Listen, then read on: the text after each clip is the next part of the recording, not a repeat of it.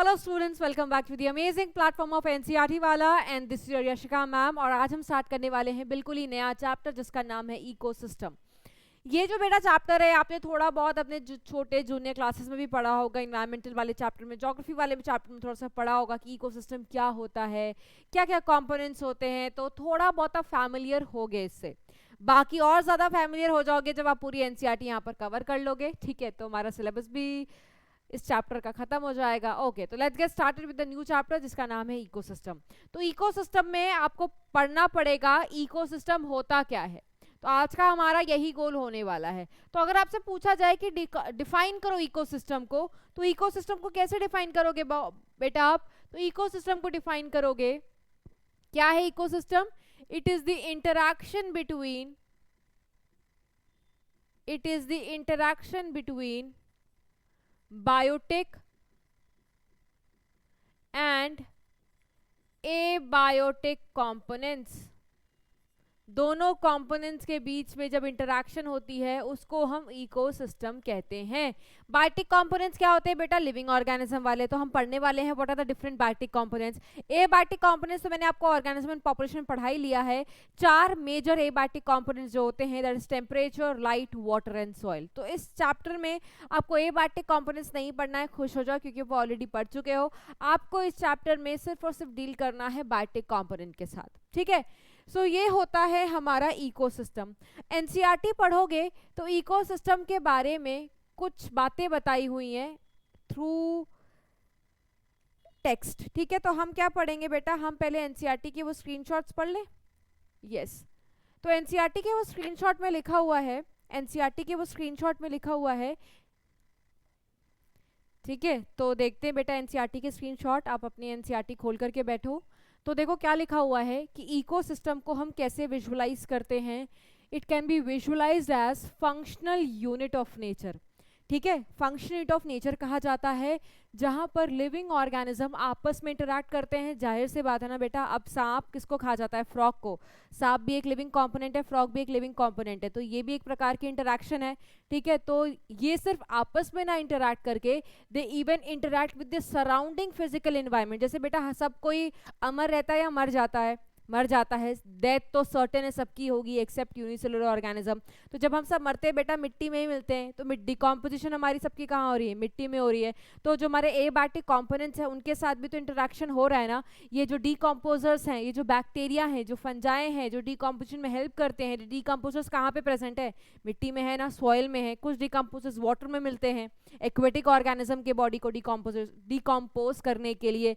तो आप देख सकते हो कि सिर्फ बायोटिक कंपोनेंट्स नहीं इंपॉर्टेंट है, हमारे एबायोटिक कंपोनेंट्स भी उतने ही इंपॉर्टेंट है। तो जब हमारा बायोटिक का बायोटिक से इंटरेक्शन होता है एंड उनका जब एबायोटिक से इंटरेक्शन होता है तो इस फंक्शनल यूनिट को हम बोलते हैं इकोसिस्टम, ठीक है।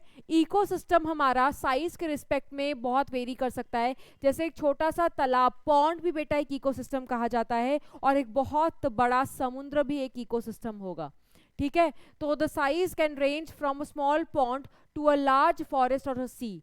बहुत सारे इकोलॉजिस्ट रिगार्ड करते हैं कि पूरा का पूरा जो बायोस्फीयर है एज अ ग्लोबल इकोसिस्टम, ठीक है। अब पूरा का पूरा जो बायोस्फीयर है वो एक बहुत बड़ा ग्लोबल लेवल पर इकोसिस्टम है। तो वो बहुत बड़ी बातें हो गई, तो हम उसको एज सच नहीं पढ़ सकते, इसीलिए हम इकोसिस्टम को कुछ कैटेगरीज में डिवाइड कर देते हैं। यही बात लिखी हुई होगी एनसीईआरटी में। देखो क्या लिखा हुआ है कि बहुत सारे इकोलॉजिस्ट ने एंटायर बायोस्फीयर को क्या बोला कि ये ग्लोबल इकोसिस्टम है as a composite of all local system in the present on the earth.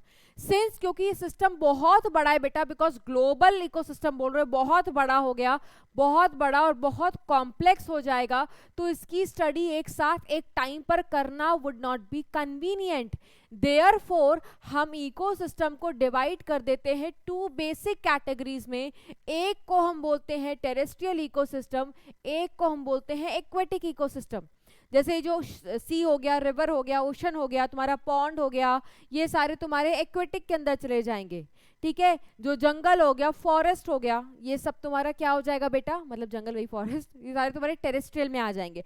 Examples भी देखो क्या लिखा हुआ है, फॉरेस्ट हो गया, ग्रासलैंड, ग्रासलैंड किसको बोलते हैं बताया था ना, जहां पर घास का कवर ज्यादा हो, ट्रीज का नंबर कम मिलते हैं। तो फॉरेस्ट, ग्रासलैंड, डेजर्ट एक प्रकार का टेरेस्ट्रियल इकोसिस्टम हो जाता है। और एक्वेटिक का क्या हो जाएगा, wetland, river, estuaries, pond, lake, ये सारे टेरेस्ट्रियल के एग्जाम्पल हो जाते हैं। एस्चुरीज वो होता है जब रिवर बॉडी बेटा सी वाटर से मिलती है। जैसे आप सबको पता है रिवर का अल्टीमेट डेस्टिनेशन क्या होता है, गंगा रिवर भी बंगाल, बे ऑफ बंगाल की घाटी में गिर जाती है। तो बे ऑफ बंगाल क्या है, मरीन वाटर, सी वाटर। तो फ्रेश वाटर जब सी वाटर से मिलती है तो जो ट्रांजिशन जोन होता है, जब वो मिलती है, वो ट्रांजिशन जोन जब होता है उसको हम एस्चुरी कहते हैं। शायद तुमने ज्योग्राफी में पढ़ा होगा, नहीं पढ़ा होगा तो कोई बात नहीं, बस नाम याद रखना है। उसके बाद देखो क्या लिखा हुआ है, अब आपको पता है बेसिकली दो मेन कैटेगरीज हैं, टेरेस्ट्रियल और एक्वेटिक, एक पानी वाला एक बिना पानी वाला। लेकिन आपको पता है हम तो हर जगह इंटरफेयर करते हैं, तो हमारे इंटरफेरेंस के बेसिस पर दो और टाइप की कैटेगरीज बन सकती हैं इकोसिस्टम की, one is natural and one is man made. जैसे एक्वेरियम मैन मेड, बहुत सारे डैम होते हैं बेटा वो मैन मेड इकोसिस्टम कहलाए जाते हैं।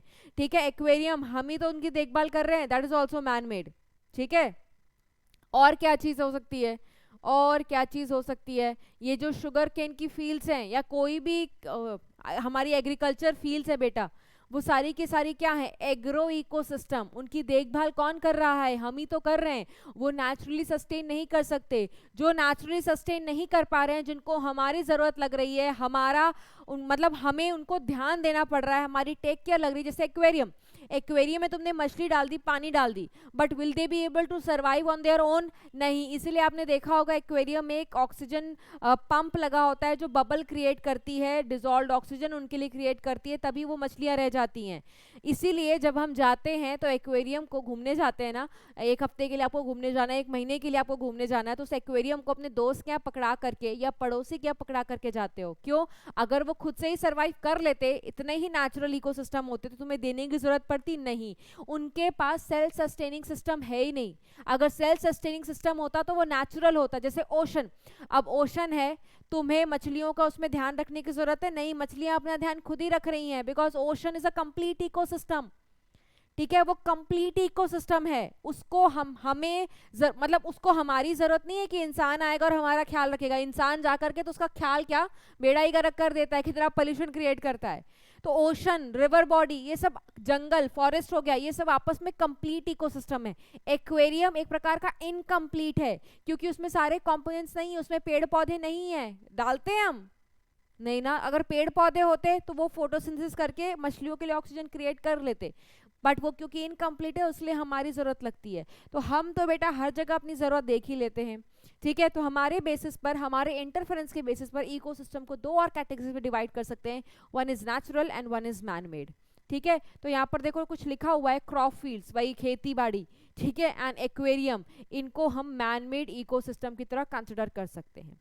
ठीक है, तो आओ हम लिखते हैं इकोसिस्टम जो हम पढ़ रहे थे कि इंटरैक्शन होता है बायोटिक, इवन बायोटिक का बायोटिक से हो सकता है और उनका एबायोटिक कंपोनेंट से भी हो सकता है। इसको एनसीईआरटी क्या कहती है, it is the functional unit of nature, functional unit of nature. और अगर कोई कंप्लीट इकोसिस्टम है तो वो सेल्फ सस्टेनिंग होता है, उसको अपना ख्याल, अपने आप को सस्टेन करना आता है। ठीक है, जो इसकी साइज होती है वो वेरी करती है, it can very accordingly, depend करता है वो इकोसिस्टम कौन सा है। It can be very small, very small में कौन आ जाएगा बेटा, pond ecosystem.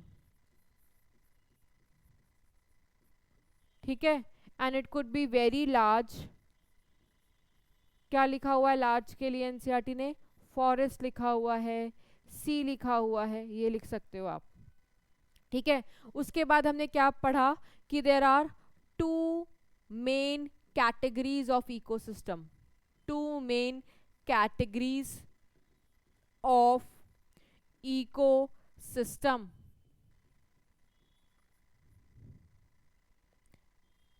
Two main categories of ecosystem में क्या आ जाएगा आपका, हमने पढ़ा ना अभी बेटा कि जो टू मेन कैटेगरीज है, एक होता है नेचुरल इकोसिस्टम, नहीं नॉट नॉट नेचुरल, एक हमने पढ़ा टेरेस्ट्रियल इकोसिस्टम, और एक क्या होता है बेटा एक्वेटिक इकोसिस्टम।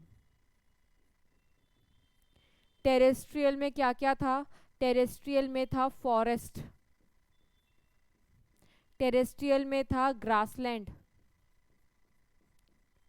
और टेरेस्ट्रियल में था डेजर्ट। ठीक है, अब एक्वेटिक में क्या क्या था, एक्वेटिक में था पॉन्ड, एक्वेटिक में था लेक, एक्वेटिक में था बेटा वेटलैंड, और क्या था, एक्वेटिक में था रिवर, एक्वेटिक में था सीज, एक्वेटिक में था ओशंस। तुम इसमें डैम एक्वेरियम सब डाल सकते हो बेटा, वो सारे एक्वेटिक ही हैं, क्योंकि अभी हम यहाँ पर मैन मेड और नेचुरल नहीं पढ़ रहे हैं। यहाँ पर तो हम सिर्फ इतना पढ़ रहे हैं, जो पानी वाला है वो एक्वेटिक सिस्टम, जो नॉन वाटर है वो टेरेस्ट्रियल इकोसिस्टम। लेकिन अब हम पढ़ेंगे on the basis of human interference, on the basis of human interference.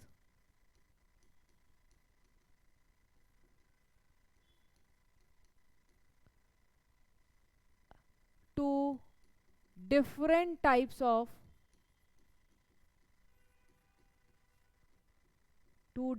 types of ecosystem are, कौन से दो डिफरेंट टाइप्स ऑफ इकोसिस्टम है, एक तो हो गया हमारा नेचुरल इकोसिस्टम, और एक हो गया बेटा man made ecosystem. Man made के लिए हम एक वर्ड इस्तेमाल करते हैं जिसका नाम है एंथ्रोपोजेनिक इकोसिस्टम। अगर ये वर्ड आपको कहीं पर दिख जाए तो समझ जाना उसके लिए कौन रिस्पॉन्सिबल है, हम। इसका मतलब ही मैन मेड या ह्यूमन, ह्यूमन इज रिस्पॉन्सिबल। ठीक है, तो नेचुरल में क्या क्या आ जाएगा बेटा, ओशन आपने बनाई है, आप उसकी देखभाल कर रहे हो नहीं, तो ओशन क्या हो जाएगा, नेचुरल इकोसिस्टम।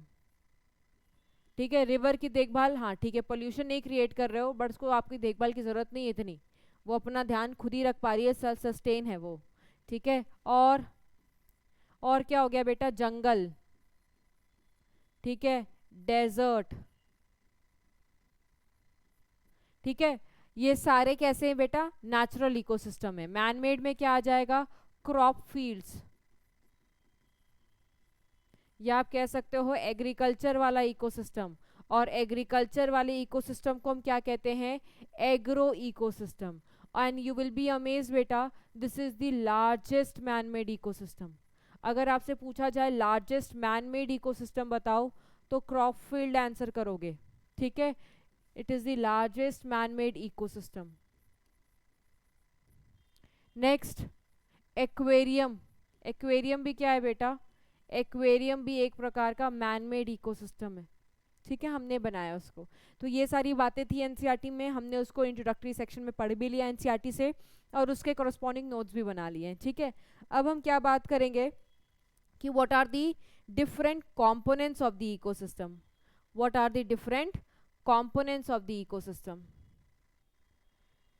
टाइप्स तो हमने पढ़ लिया, टाइप्स तो हमने पढ़ लिया। अच्छा एक चीज और बेटा, कि anthropogenic ecosystem, man made ecosystem के क्या क्या कैरेक्टरिस्टिक्स फीचर हैं, तो इनके पास कोई सेल्फ रेगुलेटरी मैकेनिज्म नहीं होता, ये तो मैंने आपको समझाया ही।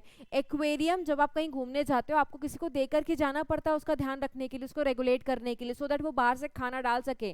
नहीं तो बेटा अगर तुम ऐसा नहीं करोगे, जब तुम घूम करके आओगे ना, मछलियाँ मरी पड़ी मिलेंगी, because they can not self regulate them. वहाँ पर खाने के लिए कोई मौजूद ही नहीं है उनके पास। अब ओशन रिवर में तुम्हें बाहर से जाकर के इनके लिए दाना डालना पड़ता है, नहीं, वो अपना ध्यान खुद रख सकते हैं, बिकॉज वो एक कंप्लीट इकोसिस्टम है, वो नेचुरल इकोसिस्टम है। तो मैन मेड में सेल्फ रेगुलेटरी मैकेनिज्म एब्सेंट होता है। प्लस इनमें बहुत ही लिटिल डाइवर्सिटी होती है। जैसे फॉर एग्जांपल तुमने चावल का खेत उगा रखा है, मतलब चावल, मतलब खेत में चावल की खेती कर रखी है, तो वहाँ तो सिर्फ चावल ही रखा रखा है ना, कि वहाँ पर और भी प्रकार के पौधे हैं, चावल, गेहूँ, मतलब आलू, प्याज, टमाटर, सब कुछ, तुम सब कुछ ग्रो कर रहे हो, ऐसा तो नहीं है। वहाँ पर एक स्पेसिफिक स्पीशीज ही आप ग्रो कर रहे हो, एक स्पेसिफिक प्लांट की वैरायटी ग्रो कर रहे हो, ठीक है, तो वहां पर डाइवर्सिटी बहुत ज्यादा नहीं होती। बट अगर मैं वहीं जंगल में बात करूं, तो जंगल में आपको कितनी डाइवर्सिटी मिलती है ना, कितनी फॉरेस्ट में आपको डाइवर्सिटी मिलती है, आपको डिफरेंट टाइप्स ऑफ एनिमल्स देखने को मिलते हैं, आपको different types of plant species देखने को मिलता है। पानी में देख लो, ओशन में देख लो, ओशन में भी यही हाल है। तो जब नेचुरल इकोसिस्टम होता है तो वहां पर हर किस्म के स्पीशीज हैं, तो वहां पर डाइवर्सिटी बहुत ज्यादा होती है, बट यहाँ पर डाइवर्सिटी बहुत कम होती है। नेक्स्ट आता है simple food chain. Food chain definitely simple होगा, क्योंकि जितना कम डाइवर्सिटी होगा, जितना कम वैरायटी होगा, उतना सिंपल फूड चेन होगा, क्योंकि एक ऑर्गेनिज्म को एक ही चीज तो मिल रही है, वैरायटी थोड़ी मिल रहा है कि वो इसको भी खा ले उसको भी खा ले, ठीक है। उसके बाद हाई प्रोडक्टिविटी, क्योंकि it is under the maintenance of human care, और ह्यूमन अपनी बेटा सारी ताकत लगा देगा उसकी प्रोडक्टिविटी, उसकी फोटोसिंथेसिस को इंक्रीज कराने के लिए, उसमें कोई कसर नहीं छोड़ेगा, क्योंकि यहाँ पर लिमिटेड नंबर ऑफ, जैसे अब गेहूं की खेती या चावल की खेती है बेटा, तो तुम क्या करते हो, चावल बन गए, उस पर लग गए ग्रेन्स, तो उसको छोड़ देते हो वहां पर सड़ने के लिए, अपने आप सड़ेंगे और सॉइल को न्यूट्रिएंट मिलेगा, नहीं, तुम तो हार्वेस्ट कर लेते हो ना, सारा का सारा तुम अपने घर में ले आते हो, वहां पर कुछ रहता ही नहीं है डिकम्पोज होने के लिए। जब तक डिकम्पोज प्रॉपर नहीं होगा तो न्यूट्रिएंट्स वापस से कैसे आएंगे, उनकी साइकिलिंग कैसे होगी, डिकम्पोजिशन होता ही है न्यूट्रिएंट साइकिलिंग के लिए, है ना। लेकिन तुमने तो सारा का सारा धान ले आए, तुम वहां पर तो कुछ खेत में छोड़ा ही नहीं है डिकम्पोजिशन के लिए, तो न्यूट्रिएंट साइकिलिंग भी बहुत कम होती है, ठीक है, इसलिए लिखा हुआ है लिटिल साइकिलिंग ऑफ न्यूट्रिएंट्स। तो ये बहुत इंपॉर्टेंट कैरेक्टरिस्टिक्स हैं, इस पर क्वेश्चन आते हैं, तो आपको point wise anthropogenic ecosystem, man made ecosystem के क्या कर देने हैं, कैरेक्टरिस्टिक्स लिख देने हैं। Next what we gonna talk about बेटा, हम बात करेंगे इकोसिस्टम कंपोनेंट्स के बारे में। तो इकोसिस्टम कंपोनेंट्स में दो प्रकार के कंपोनेंट्स हम डिस्कस करेंगे, एक है एबायोटिक, जो आप ऑलरेडी पढ़ चुके हो ऑर्गेनिज्म इन पॉपुलेशन में, और एक होता है बायोटिक कंपोनेंट्स। सबको पता है बेटा, बायोटिक का मतलब होता है लिविंग कंपोनेंट्स। बायोटिक का मतलब क्या होता है बेटा, लिविंग कंपोनेंट्स। और एबायोटिक का मतलब क्या होता है बेटा, एबायोटिक का मतलब होता है नॉन लिविंग कंपोनेंट्स। इसमें हमने कुछ एडेफिक फैक्टर पढ़े थे, कौन से एडेफिक फैक्टर होते हैं, सॉइल, ठीक है, तो हमने टेम्परेचर पढ़ा हुआ है ऑलरेडी, ठीक है, वाटर पढ़ा हुआ है, लाइट के बारे में ऑलरेडी पढ़ा हुआ है, एक एडेफिक फैक्टर होता है सॉइल, ऑलरेडी पढ़ा हुआ है, ठीक है, हमने सब देख रखा है, हमें दोबारा नहीं पढ़ना, आपने सिर्फ रिवीजन करना होगा अपने पुराने लेक्चर से। नेक्स्ट, बायोटिक कंपोनेंट्स में हम सबसे पहला जो कंपोनेंट पढ़ने वाले हैं दैट इज प्रोड्यूसर्स। क्या बोलते हैं इनको, प्रोड्यूसर्स। और कौन होते हैं बेटा प्रोड्यूसर्स, हमारे प्लांट्स। प्लांट्स क्या करते हैं बेटा, प्लांट्स, ठीक है, क्या करते हैं, बड़े इंपॉर्टेंट है। तुम सोच सकते हो बिना प्लांट्स के रहना, नहीं सोच सकते, मर जाएंगे, ऑक्सीजन कहाँ से मिलेगा हमें, फिर तो हमें भी बाजार से सिलेंडर खरीदना पड़ेगा ऑक्सीजन का, और अपने कंधे पर लाद करके चलना पड़ेगा, है ना। बट अभी तो हमें उसकी ज़रूरत नहीं पड़ रही, क्योंकि प्लांट्स हैं। प्लांट्स क्या करते हैं, प्लांट्स सूरज भगवान से लाइट को लेते हैं, कितना अच्छी चीज़ है ना, ये कितने मस्त तरीके से लाइट को एब्जॉर्ब कर लेते हैं, क्यों, क्योंकि उनके पास पिगमेंट होता है। कौन सा पिगमेंट बेटा, वो फोटोसिंथेटिक पिगमेंट, जिसको हम क्लोरोफिल के नाम से जानते हैं, ठीक है। तो इनके पास क्लोरोफिल है इनकी पत्तियों में, तो ये लाइट को एब्जॉर्ब कर लेता है। ये क्लोरोफिल एब्जॉर्ब करने के बाद क्या करता है, फोटोसिंथेसिस करता है, और फोटोसिंथेसिस का एंड प्रोडक्ट क्या होता है, ग्लूकोज बना लेता है। तो इस प्लांट ने क्या किया, इस प्लांट ने ये लाइट का इस्तेमाल करके, लाइट क्या है, फिजिकल फॉर्म ऑफ एनर्जी है, उस फिजिकल फॉर्म ऑफ एनर्जी का इस्तेमाल किया और एक केमिकल, एक कार्बोहाइड्रेट में कन्वर्ट किया। तो क्या ये कन्वर्टर्स नहीं है, यस। तो प्रोड्यूसर्स को हम और क्या बोलते हैं बेटा, they are also known as converters. क्यों बोलते हैं converters, since they convert physical form of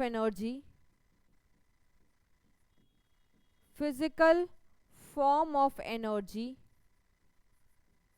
into chemical form of energy, chemical form of energy. और ऐसा सिर्फ प्लांट्स ही कर सकता है बेटा, क्योंकि भगवान ने हमें नहीं दिया है वो क्लोरोफिल है कि हम भी एब्जॉर्ब करके ऐसा काम कर सकते हैं। प्लांट ने ये काम सिर्फ प्लांट्स मतलब सॉरी भगवान ने ये काम प्लांट्स को ही सौंपा हुआ है। तो प्लांट्स ये ऐसा कर सकते हैं, लाइट को एब्जॉर्ब करके, एक फॉर्म ऑफ एनर्जी को एब्जॉर्ब करके दूसरे फॉर्म ऑफ एनर्जी में कन्वर्ट कर सकते हैं। तो producer is one of the component. और प्रोड्यूसर में आते कौन है बेटा, जितने भी प्लांट्स हैं दे ऑल आर प्रोड्यूसर्स। तो एक कंपोनेंट हमने बायोटिक पढ़ लिया है, दैट इज प्रोड्यूसर्स। ठीक है, इनका रोल भी पढ़ लिया है कि ये कन्वर्टर्स हैं जो फिजिकल फॉर्म ऑफ एनर्जी को केमिकल फॉर्म ऑफ एनर्जी में कन्वर्ट करते हैं। अब प्लांट्स को कौन खा जाता है बेटा, हर्बीवोर्स। प्लांट्स को कौन खा जाता है, तो जो प्लांट्स को खाए, जो प्रोड्यूसर्स को खाए, उनको कंज्यूमर्स कहते हैं। तो हमारा जो सेकेंड कंपोनेंट है बेटा आफ्टर प्रोड्यूसर जिसको हम डिस्कस करने वाले हैं, दैट इज कंज्यूमर्स। क्या है वो, कंज्यूमर्स। कंज्यूमर्स क्या होते हैं, नाम से पता चल रहा है, the one which will be consuming. अब क्या सिर्फ हर्बीवोर ही प्लांट को खाएगा, हर्बीवोर को कोई और कंज्यूम नहीं कर सकता, उनको भी तो कोई कंज्यूम कर सकता है ना, बिल्कुल कंज्यूम कर सकता है। तो देखो होता क्या है, कंज्यूमर्स के ना टाइप्स होते हैं, ये टाइप्स किस पे डिपेंड करते हैं, कौन किसको कंज्यूम कर रहा है। जैसे सबसे पहले हम पढ़ेंगे प्राइमरी कंज्यूमर। प्राइमरी कंज्यूमर में आते हैं बेटा हर्बीवोर्स। कौन आता है बेटा, हर्बीवोर्स। हर्बीवोर्स को हम की इंडस्ट्री एनिमल बोलते हैं, क्योंकि सबसे पहली बार वो जो chemical form of energy plant ने बनाया था फिजिकल फॉर्म ऑफ एनर्जी को कन्वर्ट करके, सबसे पहले हर्बीवोर्स ही उनको खाते हैं। तो दैट इज वाई हर्बीवोर्स को हम की इंडस्ट्री एनिमल्स बोलते हैं। जैसे नॉर्मल सा एक चेन बनाते हैं, सबसे पहले ग्रास है। ग्रास क्या है बेटा, प्लांट है। तो ग्रास कौन सा कंपोनेंट है, प्रोड्यूसर कंपोनेंट है। ग्रास को कौन खा जाता है, ग्रास हॉपर खा जाता है। तो ग्रास हॉपर क्या है बेटा, कंज्यूमर है। कैसा कंज्यूमर है ये, प्राइमरी या सेकेंडरी, तो आप बोलोगे प्राइमरी कंज्यूमर है। क्यों, क्योंकि इसने सबसे पहली बार कंज्यूम किया, किसको, प्लांट को कंज्यूम किया। या आप इनको कह सकते हो ये हर्बीवोर है। अब जो ग्रास हॉपर को खाए, ग्रास हॉपर को कौन खा जाता है बेटा, फ्रॉग। अब फ्रॉग ने किसको खाया बेटा, ग्रास हॉपर को खाया। ग्रास हॉपर क्या था, प्राइमरी कंज्यूमर, तो इन्होंने प्राइमरी कंज्यूमर को खाया, तो ये क्या बन जाएंगे, सेकेंडरी कंज्यूमर। और साथ ही साथ फ्रॉग वो पहले जानवर बने जिन्होंने किसी के फ्लैश को खाया। ठीक है, फ्लैश तो आएगा ना, ग्रास हॉपर एनिमल है, किसी दूसरे एनिमल को खाया, तो इनको क्या बोलते हो, कार्निवोर। क्योंकि इन्होंने सबसे पहली बार यहाँ पर फ्लैश खाया, तो ये प्राइमरी कार्निवोर है। तो जो सेकेंडरी कंज्यूमर्स होते हैं ना, वो फूड चेन के लेवल पर बेटा प्राइमरी कार्निवोर होते हैं। उसके बाद फ्रॉग को कौन खा जाता है, स्नेक खा जाएगा। अब स्नेक को हम क्या बोलेंगे, टर्जरी कंज्यूमर बोलेंगे, या टॉप कंज्यूमर भी बोल सकते हो अगर चेन यहीं तक रुक जाती है तो। ठीक है, और इसने दूसरी बार फ्लैश खाया, पहला तो फ्रॉग खा चुका था तो वो प्राइमरी कार्निवोर था। अब ये इसने प्राइमरी कार्निवोर को खाया, तो ये क्या बन जाएगा, सेकेंडरी कार्निवोर। अब स्नेक को किसको खिला दो, बड़ी सी बर्ड, हॉक को, तो ये क्या बन जाते हैं, टॉप कंज्यूमर, या बोल सकते हो टॉप कार्निवोर्स। टर्जरी कार्निवोर भी बोल सकते थे आप, टॉप कार्निवोर भी बोल सकते हो, क्योंकि इसके अलावा हम और आगे नहीं जा रहे हैं। तो आप देख सकते हो ये प्रोड्यूसर एक बायोटिक कंपोनेंट है, एंड ये रेस्ट सारे के सारे दूसरे बायोटिक कंपोनेंट हैं जो कि किस कैटेगरी के अंदर फॉल करते हैं, कंज्यूमर कैटेगरी के अंदर। बिकॉज ये क्या कर रहे हैं, सारे एक दूसरे को कंज्यूम ही तो कर रहे हैं। इसने इसको कंज्यूम किया, उसने उसको कंज्यूम किया, इसने इसको कंज्यूम किया, इसने इसको कंज्यूम किया, तो दे ऑल आर कंज्यूमर। अब वो कौन सा किसको खा रहे हैं उसके हिसाब से वो प्राइमरी, सेकेंडरी और टर्जरी बन रहे हैं। ठीक है, तो प्राइमरी कंज्यूमर में क्या आता है, एग्जाम्पल के तौर पे भी हमने लिख दिया है। सेकेंड हम क्या पढ़ेंगे, सेकेंडरी कंज्यूमर, एग्जाम्पल भी लिखा हुआ है। सेकेंडरी कंज्यूमर कौन होते हैं? जो प्राइमरी को खाएं, आप देख सकते हो, ठीक है। और इसको हम और क्या बोलते हैं बेटा? प्राइमरी कार्निवोर, ठीक है। टर्शरी कंज्यूमर होता है, टर्शरी कंज्यूमर सेकेंडरी कार्निवोर होता है। और फिर एक टॉप कार्निवोर होता है जो सबको खा जाए, मतलब लास्ट, सबसे लास्ट वाले को खा जाए। उसके बाद बेटा चाहे प्लांट हो चाहे कंज्यूमर हो, कभी मरते नहीं है, सब मर जाएंगे बेटा, सबका मरना निश्चित है। डेथ इज सर्टेन, कोई रोक नहीं सकता। किसी ने तपस्या नहीं की अभी अमर होने की, वो सत्युग गया बेटा, कलयुग में कौन कौन तपस्या करने बैठ रहा हो? कहाँ आ रहे हैं भगवान, इतने पापी इंसान है हम लोग, है ना। तो कोई अमर नहीं हुआ है, किसी ने ऐसी तपस्या नहीं कर रखी, सब मर जाएंगे, मिट्टी में मिल जाएंगे, ठीक है।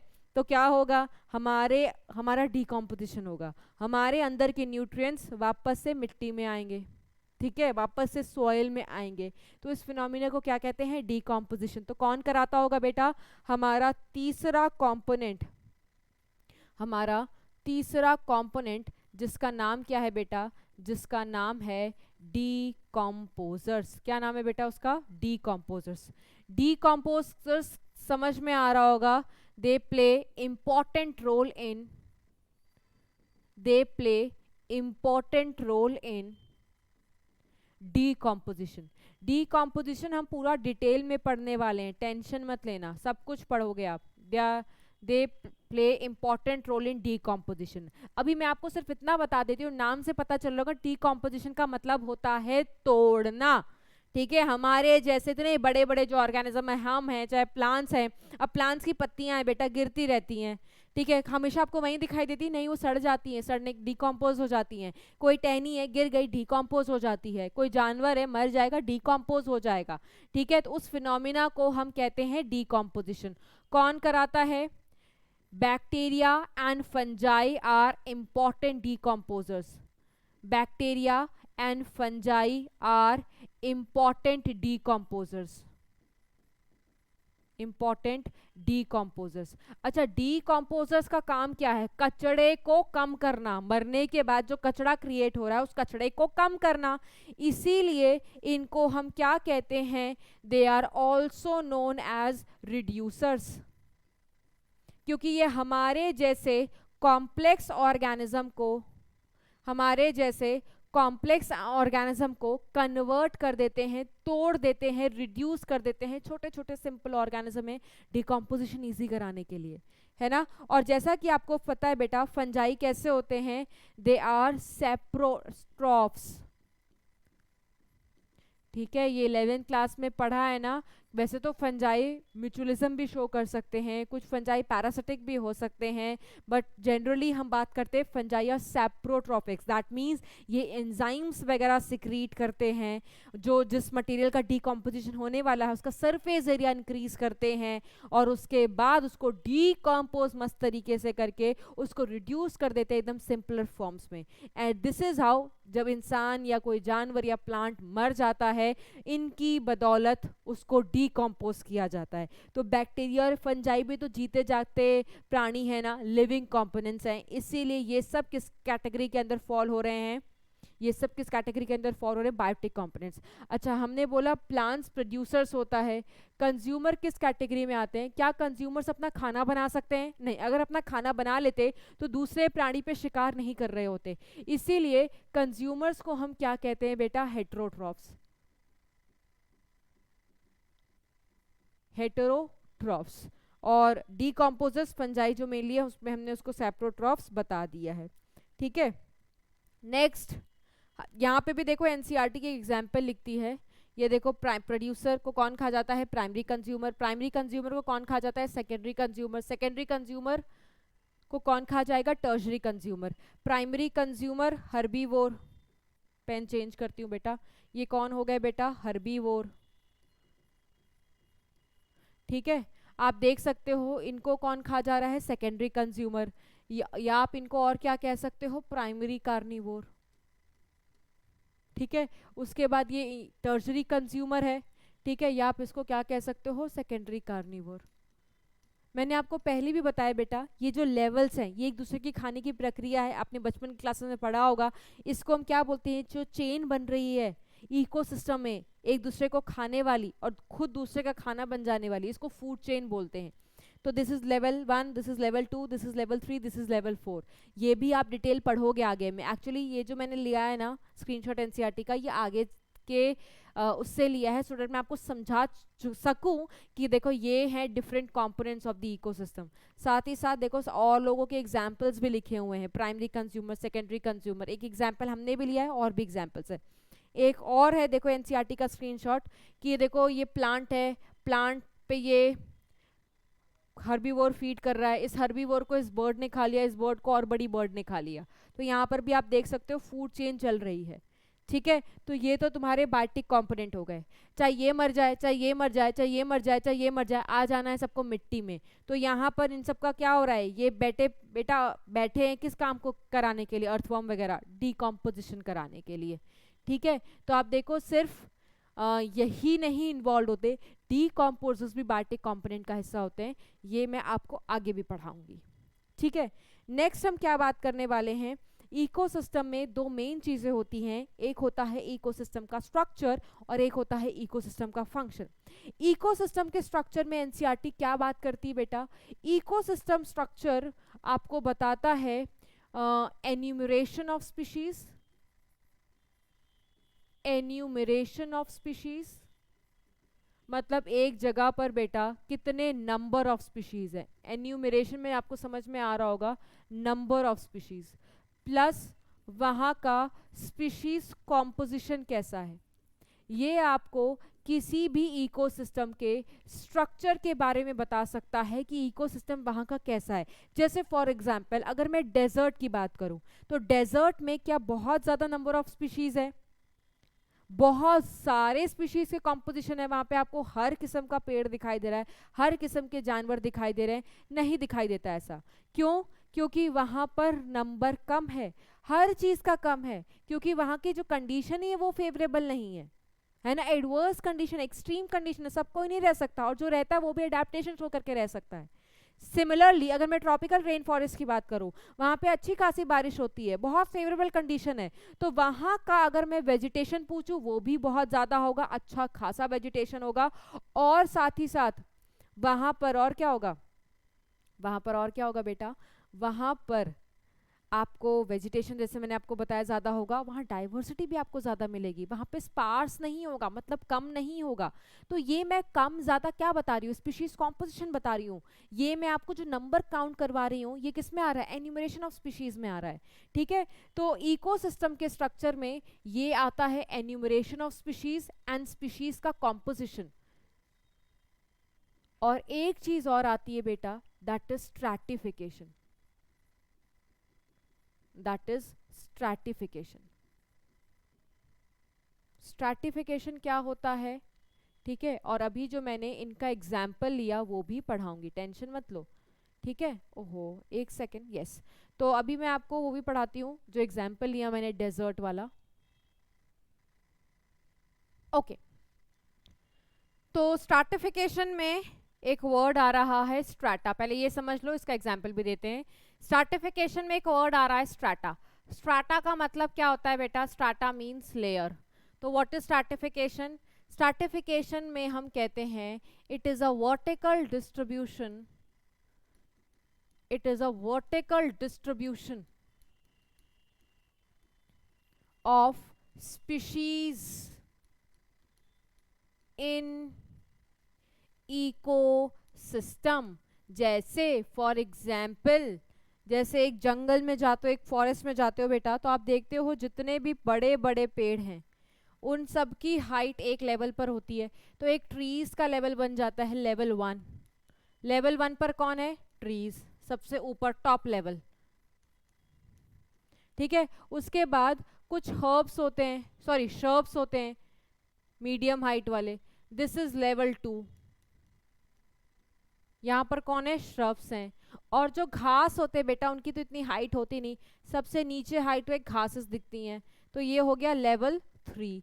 तो आप देख सकते हो बेटा यहाँ पर क्या हो रहा है, एक फॉरेस्ट के अंदर, एक इकोसिस्टम के अंदर you are getting to see 3 different layer, है ना, 3 डिफरेंट लेयर आपको दिखाई दे रही है। और इसी डिफरेंट लेयर को, इसी डिफरेंट स्ट्रैटा को टर्म दिया गया है स्ट्रैटिफिकेशन। तो अगर आपसे पूछा जाए व्हाट इज स्ट्रैटिफिकेशन, आप सीधा सीधा लिख देना ये वर्टिकल डिस्ट्रीब्यूशन होता है। एग्जाम्पल भी आप ले सकते हो, जैसे फॉर एग्जाम्पल अगर हम एक जंगल की बात करें, एक फॉरेस्ट की बात करें, तो टॉप मोस्ट लेवल पर, टॉप हाइट पर यू विल गेट टू सी दी जितने भी ट्रीज है उनका लेवल, जितने भी श्रब्स है आपको मीडियम लेवल पर दिखाएंगे, हर्ब्स सबसे नीचे वाले लेवल्स पर दिखाई देते हैं, है ना। मैंने आपको यहाँ पर एक एग्जाम्पल लिया था, किसका एग्जाम्पल लिया था, मैंने एग्जाम्पल लिया था यहाँ पर किसका, tropical rain forest, tropical rain forest. यहां पर वेजिटेशन कैसी होगी, यहां की वेजिटेशन बेटा डेंस होती है, vegetation is dense, that means यहाँ का species composition, number of species ज़्यादा है, ये दर्शाता है। और अगर मैं डेजर्ट की बात करूँ तो डेजर्ट में हम बोलते हैं वेजिटेशन स्पार्स है। तो यहाँ की वेजिटेशन स्पार्स क्यों है, स्पार्स का मतलब होता है कम। तो ये आपको क्या दर्शाता है, ये डेजर्ट वाले इकोसिस्टम का स्ट्रक्चर बताता है कि अगर हम डेजर्ट ऐसा इकोसिस्टम पढ़ें तो वहाँ पर स्पीशीज कॉम्पोजिशन भी कम है और उसका नंबर भी कम है, number of species also less, vegetation is very less, ठीक है।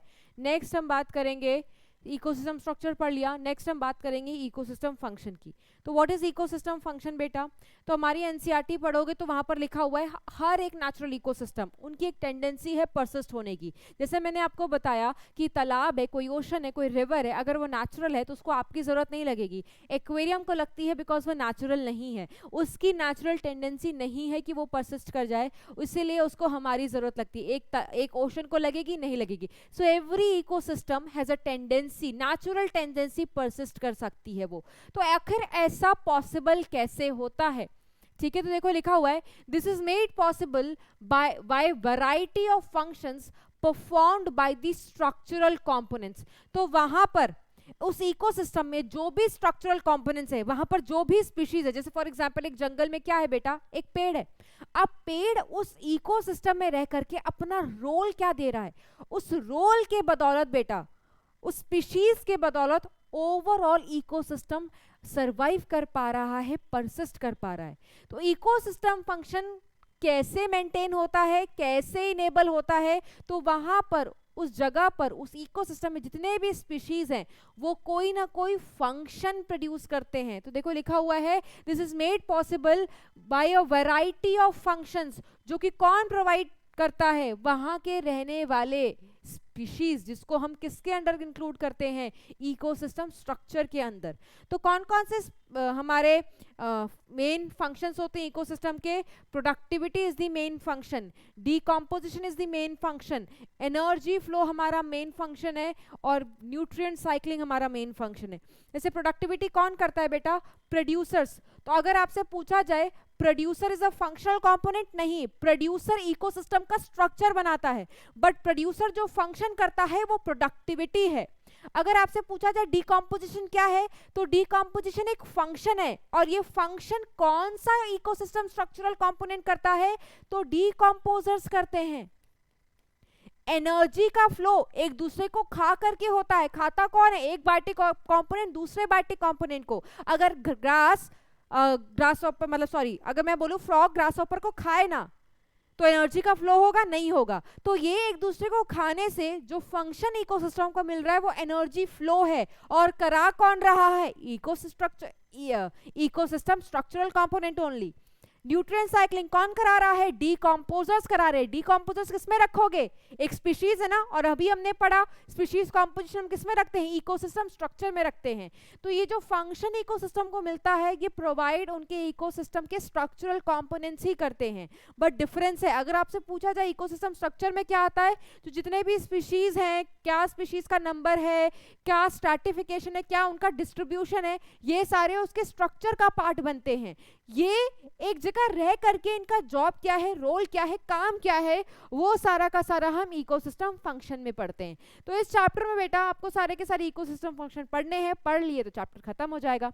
तो सबसे पहले हम स्टार्ट करेंगे सबसे पहले हम स्टार्ट करेंगे सबसे पहले अपने फंक्शन से जिसका नाम है प्रोडक्टिविटी।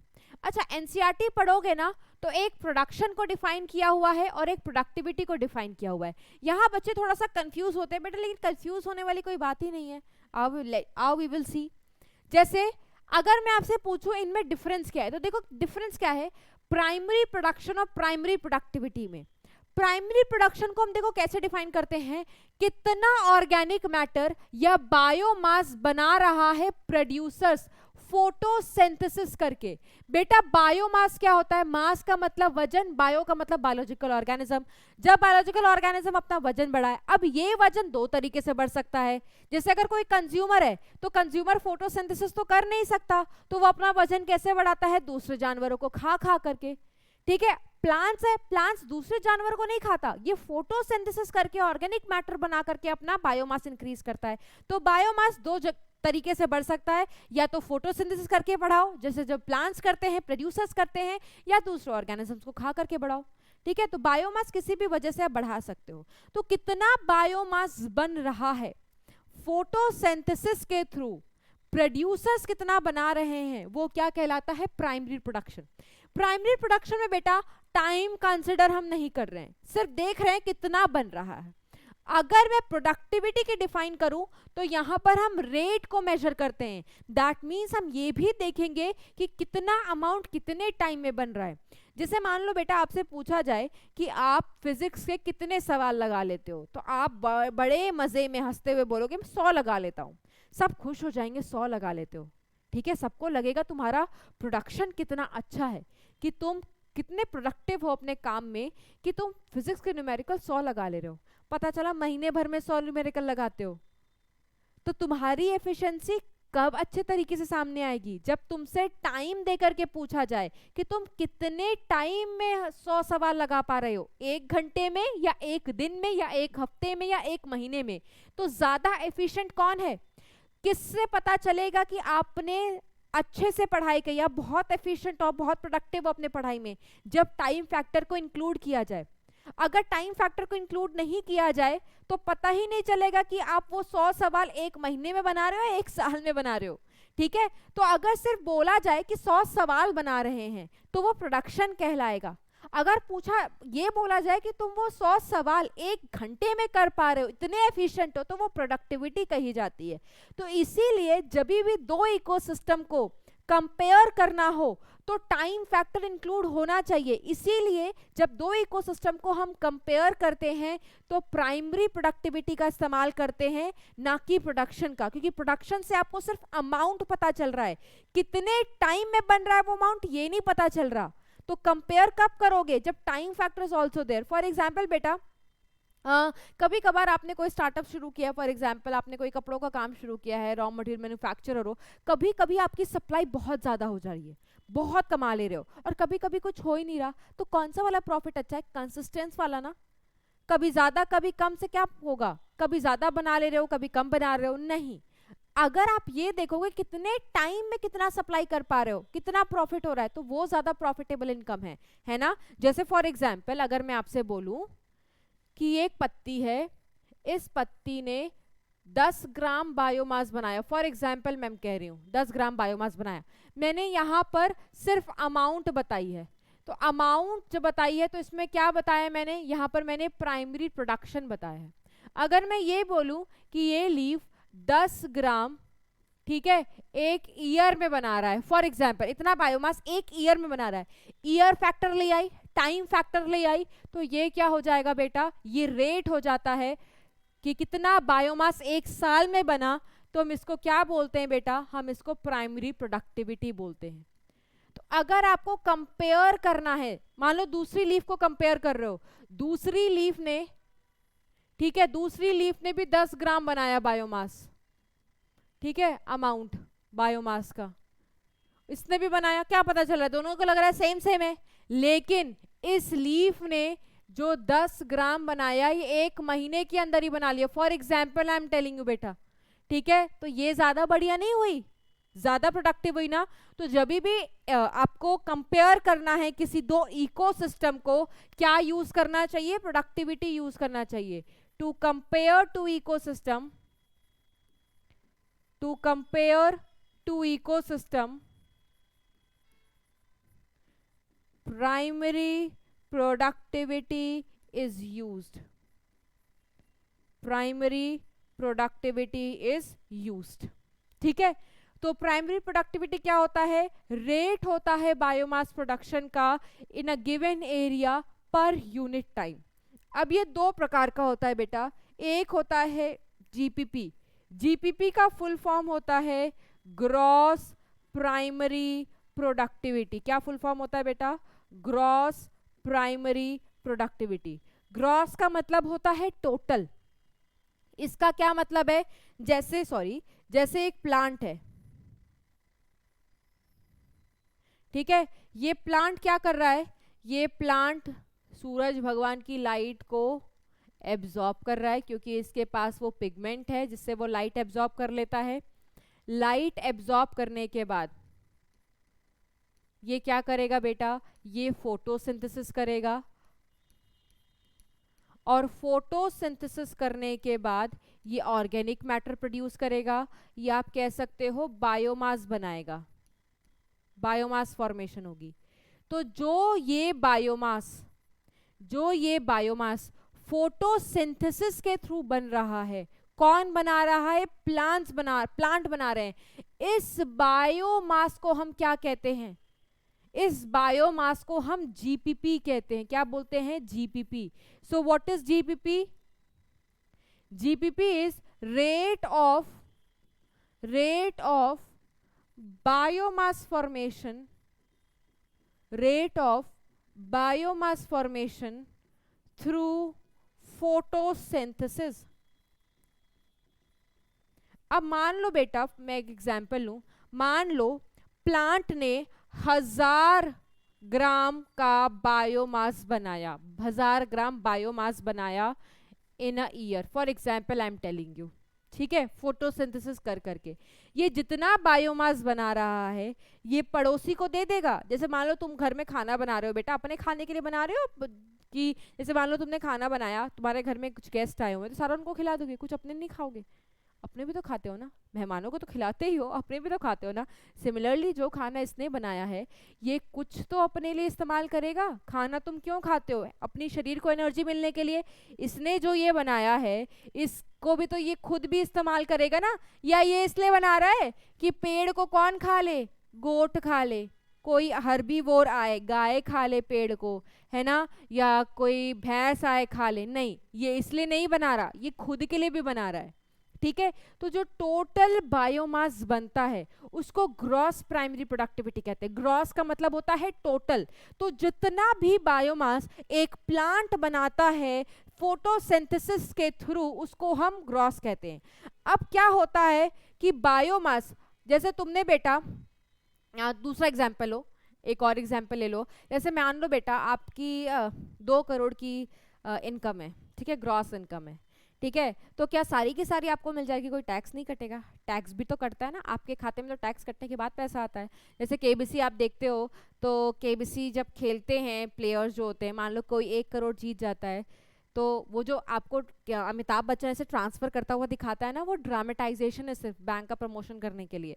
ऐसा नहीं हो कि पूरा का पूरा 1 करोड़ ट्रांसफर हो जाता है, क्योंकि नीचे देखना लिख करके आता है कि जो भी पैसे एक कैंडिडेट को मिलेंगे they are subjected to taxation. जो भी टैक्स है वो कटेगा, उसके बाद मिलेगा, है ना. तो उस बंदे ने कितना कमाया? फॉर एग्जाम्पल 1 करोड़ रुपए कमाए, बट 1 करोड़ पूरा का पूरा उसके खाते में जाता ही नहीं है. गिफ्ट टैक्स लगते हैं बेटा. 1 करोड़ पे टैक्सेस लगेंगे, कट कुटाने के बाद कुछ अराउंड 75-78 लाख के अराउंड मिलता है. तो कमाया कितना? 1 करोड़, मिला कितना? 75 लाख. बाकी सारा टैक्स सरकार के पास चला गया, गवर्नमेंट ने टैक्स काट लिया, है ना.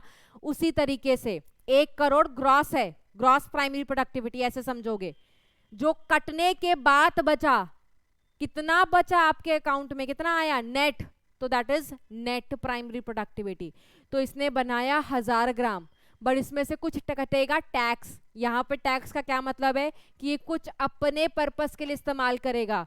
इसमें से ये कुछ रेस्पिरेशन के लिए इस्तेमाल करेगा, एनर्जी वगैरह लेने के लिए, कुछ दूसरे मेटाबॉलिक एक्टिविटीज के लिए इस्तेमाल करेगा. तो इस 1000 में से मान लो इसने 400 ग्राम अपने रेस्पिरेशन के लिए इस्तेमाल कर लिए। तो अब कितना बचा बेटा, अब बचा नेट 600। तो जो बचता है आफ्टर यूटिलाइजेशन उसको हम नेट प्राइमरी प्रोडक्टिविटी कहते हैं। तो अब कोई गाय भैंस बकरी इस पेड़ को खाएगी तो उसको कौन सा वाला बायोमास मिलेगा, ये जो इसने टोटल बनाया था? नहीं, इसको क्या मिलेगा, नेट वाला मिलता है। तो प्राइमरी प्रोडक्टिविटी दो प्रकार की होती है। एक, जब टोटल बायोमास जो फोटोसिंथेसिस के थ्रू बनता है हम उसको ग्रॉस प्राइमरी प्रोडक्टिविटी बोलते हैं। ग्रॉस में से जब प्लांट अपने पर्पस के लिए यूटिलाइज कर लेता है उसके बाद जो बनता है उसको नेट प्राइमरी प्रोडक्टिविटी कहते हैं। तो what is net primary productivity? Net primary productivity को हम डिफाइन करते हैं, अब यही अवेलेबल मास बचा हुआ है जो नेक्स्ट ट्रॉफिक लेवल को मिलेगा। जैसे इस पेड़ को कौन कौन खा सकता है? इस पेड़ को हर्बीवोर्स खा सकते हैं, नेक्स्ट ट्रॉफिक लेवल वाले, या ये पेड़ मर सकता है। पेड़ मर जाएगा तो कौन इस पे फीड करेगा? डीकम्पोजर्स। तो पेड़ जब मर जाएगा और डीकम्पोजर्स पे फीड करेंगे तो उनको सिर्फ नेट वाला ही प्राइमरी प्रोडक्टिविटी अवेलेबल होगा, यही वाला बायोमास अवेलेबल होगा, ये वाला बायोमास नहीं अवेलेबल होगा। कोई गाय भैंस बकरी कोई हर्बीवोर खा रहा है तो उसको भी ये वाला बायोमास नहीं मिलेगा। कौन सा मिलता है? नेट प्राइमरी प्रोडक्टिविटी मिलती है। तो net primary productivity available biomass है बेटा नेक्स्ट ट्रॉफिक लेवल के लिए, दैट मीन्स हेटेरोट्रॉफ्स के लिए, जिसमें क्या आ गए? हर्बीवोर्स और डीकम्पोजर्स। अगर नेट प्राइमरी प्रोडक्टिविटी निकालना चाहते हो तो ग्रॉस प्राइमरी प्रोडक्टिविटी में से आर माइनस कर दो तो निकल आती है। आर यहाँ पर किसको बोलते हैं बेटा? R here stands for respiratory loss. R here stands for respiratory loss. ठीक है, नेक्स्ट हम क्या पढ़ेंगे बेटा? हम पढ़ेंगे कि प्राइमरी प्रोडक्टिविटी को कैसे एक्सप्रेस करते हैं, यूनिट क्या है। प्राइमरी प्रोडक्टिविटी को एक्सप्रेस किया जाता है either in the form of weight के फॉर्म में आप कर सकते हो, या तो इसको एनर्जी के फॉर्म में किया जाता है।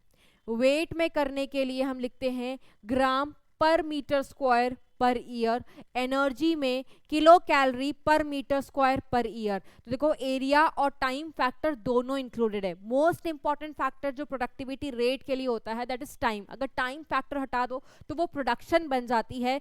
प्रोडक्शन से तुम कंपेयर नहीं कर सकते दो इकोसिस्टम को, वो भी सही है, बट अगर कंपैरेटिव स्टडी करना है तो टाइम फैक्टर जरूर इंक्लूड करना चाहिए। जैसे आज तुमने 1000 न्यूमेरिकल्स लगाए एक दिन में, ठीक है, कल अगर इसे ज्यादा लगा रहे हो तो कंपेयर कर पा रहे हो ना कि अच्छा तुमने कल ज्यादा अच्छी पढ़ाई की थी या आज ज्यादा अच्छे से पढ़ाई की है। तो कंपेयर करने के लिए time factor is always must.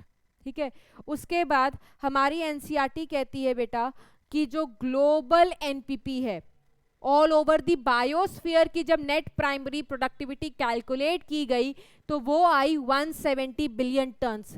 इस 170 में आपको पता है हमने इकोसिस्टम को ग्लोबली दो मेन कैटेगरीज में डिवाइड करके रखा था, एक टेरेस्ट्रियल और एक्वेटिक। तो 170 बिलियन टन्स में थे, हमने देखा टेरेस्ट्रियल वालों की 115 बिलियन टन्स थी और ओशंस की 55 बिलियन टन्स थी। आपने अब तो वर्ल्ड मैप सबने देखा होगा, अर्थ भी देखा हुआ है बेटा, चारों तरफ तो पानी ही ओशंस है। ओशन कितना बड़ा एरिया कवर करता है बट प्रोडक्टिविटी कितनी कम है। हमें तो ये लगता था अगर ओशन इतना ज्यादा सरफेस एरिया हमारे अर्थ का कवर करता है तो प्रोडक्टिविटी भी ज्यादा कंट्रीब्यूट करता होगा, बट हुआ उसका उल्टा। उल्टा हो रहा है ना, ये ज्यादा एरिया के साथ कम प्रोडक्टिविटी में कंट्रीब्यूट कर रहे हैं, ये कम एरिया के साथ ज्यादा प्रोडक्टिविटी में कंट्रीब्यूट कर रहे हैं ओवरऑल। तो ऐसा क्या रीजन है कि ओशन ज्यादा प्रोडक्टिव नहीं हो पा रहा है? इसके भी रीजन है। क्या रीजन है? एनसीईआरटी ने पूछा है, हम उसका जवाब देंगे। क्या जवाब है ये देखो, what is the reason for the low productivity of ocean? तो सबसे पहला है लाइट। आपको पता है ना बेटा, ओशन जो है इतना छोटा नहीं होता जितना मैम ने छोटा बनाया है। आपको पता है सूरज भगवान से जो लाइट आती है वो हर किस्म की आती है, यूवी रेज, विजिबल रेज। तो ओशन में प्रोडक्टिविटी के लिए प्लांट्स को कैसी लाइट चाहिए बेटा?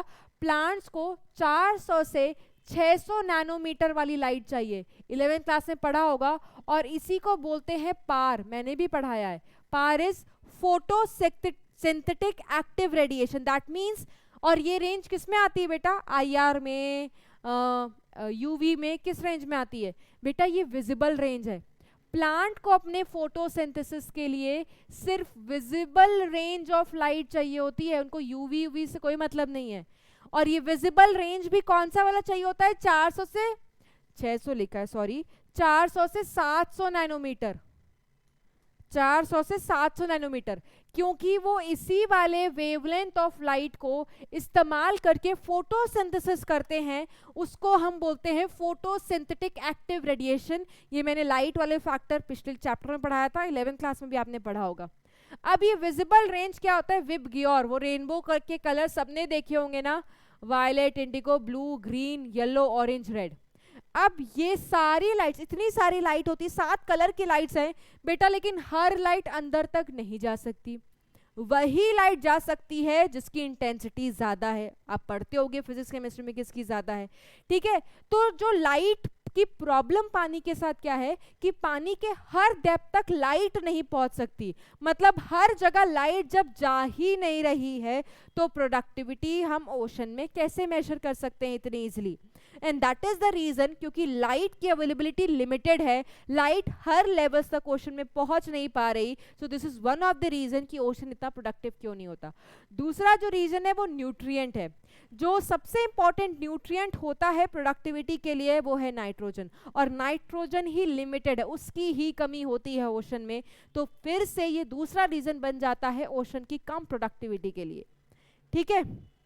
अगर आपसे पूछा जाए कि what are the different factors जो प्रोडक्टिविटी को इन्फ्लुएंस कर सकते हैं, तो आप ये लिखोगे सबसे पहला फोटोसिंथेटिक कैपेसिटी।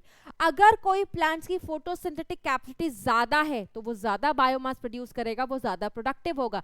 जैसा कहते हैं C4 प्लांट्स की फोटोसिंथेटिक एक्टिविटी ज्यादा अच्छी है तो उनको ज्यादा प्रोडक्टिव माना जाता है, आपने पढ़ा होगा 11th क्लास में। दूसरा है सोलर रेडिएशंस। क्यों कहा जाता है ट्रॉपिक्स ज्यादा प्रोडक्टिव होते हैं, क्योंकि ट्रॉपिक्स कहाँ होते हैं बेटा, इक्वेटर के पास, और इक्वेटर में सूरज भगवान की बहुत कृपा है, भर भर के लाइट आती रहती है बेटा। 6th क्लास में जो आपके कोई सिबलिंग्स होंगे ना, उनकी एनसीईआरटी या कोई बुक है उसमें भी ये चीज लिखा हुआ है, रीजन कि ट्रॉपिक्स इतने रिच क्यों होते हैं प्रोडक्टिविटी में, इतने स्पीशीज डाइवर्सिटी वहाँ ज़्यादा क्यों है, क्योंकि भर भर के सनलाइट आ रही है। तो सनलाइट प्रोडक्टिविटी के लिए भी रिस्पॉन्सिबल होती है, तभी ट्रॉपिक्स बहुत प्रोडक्टिव होते हैं। उसके बाद टेम्परेचर, लाइट और टेम्परेचर तो रिलेटेड ही है ना। जैसे सर्दी में आप देखते नहीं हो दिन के टाइम का टेम्परेचर ज़्यादा होता है क्योंकि लाइट मिल रही है। अब जैसे जैसे रात होती जाती है ठंड लगने लगती है, क्योंकि लाइट गई टेम्परेचर भी ठंडा हो गया। तो लाइट और टेम्परेचर दे आर रिलेटेड। उसके बाद सॉइल का moisture, yes moisture condition responsible होती है, ठीक है। बेटर सॉइल मॉइस्चर, देखो हर चीज के लिए ऑप्टिमम कंडीशन चाहिए। You require a good optimum temperature, you require a good moisture, you require a good pH. ये ओवरऑल चीजें फिर कंट्रीब्यूट करती हैं फॉर अ बेटर प्रोडक्टिविटी। उसके बाद न्यूट्रिएंट्स, अगर न्यूट्रिएंट्स ही ना हो बेटा, आपने पढ़े ना क्लास 11th में कि हमारे पास ऐसे एलिमेंट्स हैं जिनको हमने डिपेंडिंग कि उनकी रिक्वायरमेंट कितनी है मैक्रो और माइक्रो न्यूट्रिएंट में डिवाइड कर रखा है, ठीक है। 17 एलिमेंट्स, एसेंशियल एलिमेंट्स पढ़े थे। अगर वही ना हो तो प्लांट्स की ग्रोथ नहीं होगी। प्लांट्स की अगर प्रॉपर ग्रोथ ही नहीं हुई, वो क्या फोटोसिंथेसिस करेगा और क्या प्रोडक्टिविटी शो कर पाएगा। तो ये सारे फैक्टर्स होते हैं बेटा, आप देख सकते हो, आप लिख सकते हो, जो हमारी प्राइमरी प्रोडक्टिविटी को इन्फ्लुएंस करते हैं, ठीक है। ओके, नेक्स्ट मैं आपको एक एनसीईआरटी की स्क्रीनशॉट दिखाती हूँ बेटा, उस पर भी क्वेश्चन आ जाता है। आपको बताऊं उस पर कैसे क्वेश्चन आएगा, जैसे देखो ये है। इन्होंने सब कुछ समझाने के बाद इकोसिस्टम स्ट्रक्चर, इकोसिस्टम फंक्शन में क्या क्या चीज़ें आती हैं, इन्होंने एक एक्सप्लेन किया है पॉन्ड एज अ इकोसिस्टम लेकर के। तो आपसे क्वेश्चन किया जा सकता है, सीधा सीधा एक एग्जाम्पल ले सकते हैं कि एक सेल्फ सस्टेनेबल यूनिट का एग्जाम्पल लेकर के आप बताओ उसमें डिफरेंट बायोटिक कंपोनेंट्स और डिफरेंट एबायोटिक कंपोनेंट्स। तो एक NCERT pond as a ecosystem लेकर के एग्जांपल देती है कि एक देखो छोटा सा ही पॉन्ड है, तालाब है, बट वो खुद में सेल्फ सस्टेनिंग है क्योंकि उसमें हर प्रकार के बायोटिक कंपोनेंट्स है, हर प्रकार के एबायोटिक कंपोनेंट्स है जो आपस में इंटरैक्ट करके उस इकोसिस्टम को सेल्फ सस्टेनिंग बनाते हैं। तो आओ रीड कर लेते हैं, आपको ये लिखना पड़ेगा जब ऐसा क्वेश्चन आएगा। तो देखो क्या लिखा हुआ है, सबसे पहले कि to understand the ethos of an aquatic ecosystem, let us take an example of small pond as an example. This is fairly a self-sustainable unit and rather a simple example जो explain करेगा even complex interactions, ठीक है, that exist in aquatic ecosystem. तो ये पूछा जा सकता है आपसे. A pond एक shallow water body है जहां पर all the above mentioned 4 basic components of an ecosystem are well exhibited. ठीक है, भले ही छोटा सा एक शैलो वाटर बॉडी है पर वहां पर आपको सारे कंपोनेंट्स मिलेंगे. एबायोटिक प्रोड्यूसर भी मिलेगा, कंज्यूमर भी मिलेगा, डिकम्पोजर भी मिलेगा और आपको सारे फंक्शंस इकोसिस्टम के भी देखने को मिलेंगे. देखो क्या लिखा हुआ है. अब देखो, अब ध्यान से देखना, यहाँ पर सारे एबायोटिक कंपोनेंट क्या क्या है. एबायोटिक कंपोनेंट में वाटर दिया हुआ है, ठीक है, और उस वाटर में सारे के सारे डिसॉल्व्ड इनऑर्गेनिक और ऑर्गेनिक सब्सटेंसेस हैं. इनके पास एबायोटिक कंपोनेंट में और क्या होता है बेटा, तालाब में सॉइल तो होता ही है नीचे, ठीक है, जो कि डिपॉजिट हो जाता है at the bottom of the pond. इनके पास तीसरा क्या है abiotic factor, solar input, that means light. और यही लाइट क्या कंट्रोल करती है, जो टेम्परेचर होता है वाटर बॉडी का, डे की जो लेंथ होती है और अदर क्लाइमेटिक कंडीशंस. ठीक है, तो यहाँ पर 3 एबायोटिक फैक्टर पॉन्ड में डिस्कस किए गए हैं. इसके अलावा आप देखो क्या लिखा हुआ है. अब ये बायोटिक कंपोनेंट्स बता रहे हैं. तो बायोटिक कंपोनेंट्स में सबसे पहले क्या आ जाते हैं, क्या लिखा था हमने, प्रोड्यूसर्स लिखा था. तो प्रोड्यूसर्स को हम क्या कहते हैं, ऑटोट्रॉफ्स कहते हैं. तो ऑटोट्रॉफ्स में क्या क्या आ गया, देखो फाइटोप्लैंक्टन्स आ गया, एल्गी आ गया, and floating and submerged and marginal plants आ गए. मार्जिनल प्लांट्स मतलब जो किनारे कोनों पर मिलते हैं. ठीक है, कंज्यूमर्स में देखो क्या क्या आ गया है. कंज्यूमर्स में हमारे जू प्लैंक्टन्स आ गए हैं. ठीक है, free swimming and bottom dwelling, bottom मतलब जो नीचे मिलते हैं वो आ गए. डीकम्पोजर्स में हमारे पास क्या क्या है बेटा, फंजाई है, बैक्टीरिया है और फ्लैजलेट्स, ऐसे ऑर्गेनिज्म जिनके पास फ्लैजुला होता है पानी में तैरने के लिए. स्पेशली ये कहां पर मिलते हैं decomposers, at the bottom of the pond. ये जो सिस्टम है मतलब पॉन्ड वाला जो इकोसिस्टम है, आप देखो इसमें बायोटिक भी मिल गया, एबायोटिक भी मिल गया. इसमें सारे के सारे फंक्शंस परफॉर्म होते हैं, वही इकोसिस्टम के फंक्शंस की बात कर रहे हैं. ठीक है, यहां पर देखो कन्वर्जन होगा इनऑर्गेनिक का ऑर्गेनिक मटेरियल में with the help of radiant energy. और ये कौन करता है conversion, producers. Producers light form of energy को एब्जॉर्ब करते हैं और उसको कन्वर्ट करते हैं कार्बोहाइड्रेट में. और देखो क्या लिखा हुआ है, फिर प्रोड्यूसर्स को कौन खा लेता है, हेट्रोट्रॉफ्स लाइक हर्बीवोर्स, कंज्यूमर्स. फिर जब सब मर जाते हैं तो उनका डीकम्पोजिशन होता है बाय डीकम्पोजर्स और उनके अंदर के मिनरल्स वापस से मिट्टी में आ जाते हैं, उसको बोलते हैं मिनरलाइजेशन. तो आप देखो आपको फंक्शंस भी देखने को मिल रहा है उस एक पॉन्ड इकोसिस्टम में. ठीक है, ये जो इवेंट है are repeated over and over again. और यहाँ पर एक यूनी डायरेक्शनल मूवमेंट है एनर्जी का towards the higher trophic level. Definitely बेटा जब कोई दूसरा इंसान को खाता है, जैसे यहाँ पर मैं बात करूँ तो हमेशा एनर्जी का फ्लो ऐसा ही है ना. आपने कोई ऐसा तो नहीं देखा होगा कि पेड़ किसी को खा रहा है, पेड़ टाइगर को खा रहा है, नहीं. पेड़ से एनर्जी फ्लो करती है towards top consumer, top carnivore की तरफ, जो एनसीईआरटी लिखती है. तो ये आपको पैराग्राफ रीड करा दिया गया है बेटा, इससे भी क्वेश्चन आता है. तो मैं आपको बता देती हूँ पॉन्ड एज अ इकोसिस्टम. मैं आपके लिए थोड़ा सा इसको सिंप्लीफाई भी कर देती हूँ. पॉन्ड एज इकोसिस्टम, तो ये एक सेल्फ सस्टेनिंग यूनिट है. ठीक है, ये एक सेल्फ सस्टेनिंग यूनिट है. इसमें आपको बायोटिक कंपोनेंट्स भी देखने को मिलेंगे और एबायोटिक कंपोनेंट्स भी देखने को मिलेंगे. बायोटिक कंपोनेंट्स में किसकी किसकी बात की है, ऑटोट्रॉफ्स, जिसमें कौन आ गया, प्रोड्यूसर्स आ गए. ठीक है, हेट्रोट्रॉफ्स, जिसमें कौन आ गया बेटा, कंज्यूमर्स आ गए.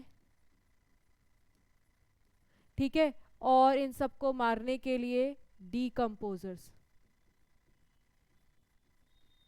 डीकम्पोजर्स में क्या क्या लिखा हुआ है, बैक्टीरिया लिखा हुआ है, फंजाई लिखा हुआ है और फ्लैजलेट्स लिखे हुए हैं. जब पानी में डिकम्पोजिशन होती है ना बेटा तो नीचे होती है, क्योंकि सारे डिकम्पोजर्स नीचे ही होते हैं, इसलिए लिखा हुआ था they are present at bottom. जब डिकम्पोजिशन डिटेल में पढ़ाएंगे तो वहां पर बताएंगे। ऑटोट्रॉफ्स में क्या आ गए थे, प्लांट्स आ गया था बेटा, हर तरीके के प्लांट्स, सबमर्ज प्लांट्स जो पानी में सबमर्ज रहते हैं, डूबे हुए, जो ऊपर ऊपर फ्लोट कर रहे होते हैं उनको फ्री फ्लोटिंग प्लांट्स कहते हैं, जो साइड कोनों पर मिलते हैं, ठीक है, रॉक्स के अराउंड मार्जिनल प्लांट्स, चट्टानों के साइड में, या ऐसे ही जो एजेस पर मिलते हैं। और एल्गी की बात कर ली, ग्रीन एल्गी, ये सारे फोटोसिंथेटिक हैं, they will act as producer, they will act as autotrophs. Consumer में किसकी बात की बेटा, कंज्यूमर में इन्होंने बात की है जू प्लैंक्टॉन्स की, ठीक है। और इन्होंने किसका डिस्कशन किया, एबायोटिक कंपोनेंट का। एबायोटिक कंपोनेंट में इन्होंने किसकी बात की है बेटा, वाटर की। वाटर में क्या डिसॉल्व्ड है, they have dissolved inorganic and organic substance. तो मैंने आपको रीड भी करा दिया, शॉर्ट नोट्स भी दे दिया है, रिवीजन भी कर लोगे, अपनी भाषा में आंसर भी लिख लोगे। दूसरा, they have light, solar input, ये लाइट और भी बहुत सारी चीज़ों को कंट्रोल करता है, जैसे टेम्परेचर को कंट्रोल करता है, डे लेंथ कितनी होनी चाहिए वो कंट्रोल करता है, और क्या हो सकता है बेटा, सॉइल जो कि प्रेजेंट होती है at the bottom of the pond. तो यही सारी बातें कंपोनेंट्स बताई हुई हैं, और ये दोनों मिल करके वो सारे इकोसिस्टम के फंक्शन शो कर सकते हैं। ये क्या कहलाएगा, ये इकोसिस्टम का स्ट्रक्चर कहलाएंगे, ठीक है। और ये जो काम करेंगे वहां पर एक दूसरे को खाना, कंज्यूम करना, डिकम्पोज करना, ठीक है, ये फंक्शंस कहलाएंगे। तो ये दोनों मिल करके मतलब ये कंपोनेंट्स एक पॉन्ड को सेल्फ सस्टेनिंग सिस्टम बनाते हैं, ठीक है। तो आज हमने डिस्कस किया है क्या बेटा, आज हमने डिस्कस किया है इंट्रोडक्टरी सेक्शन इकोसिस्टम का, और एक फंक्शन डील किया है प्राइमरी प्रोडक्टिविटी। नेक्स्ट हम मिलेंगे तो नेक्स्ट फंक्शन पे बात करेंगे। यहाँ तक एनसीईआरटी रिवाइज करके आना, वैसे सारा कुछ रिवाइज करवा दिया है मैंने, एनसीईआरटी भी रीड कर दी है, बस थोड़ा सा और ब्रशअप करके आना, मतलब रिवाइज करके आना, तो हम नेक्स्ट फंक्शंस को पढ़ेंगे। So bye bye and take care everyone, मिलते हैं नेक्स्ट लेक्चर में, बाय बाय।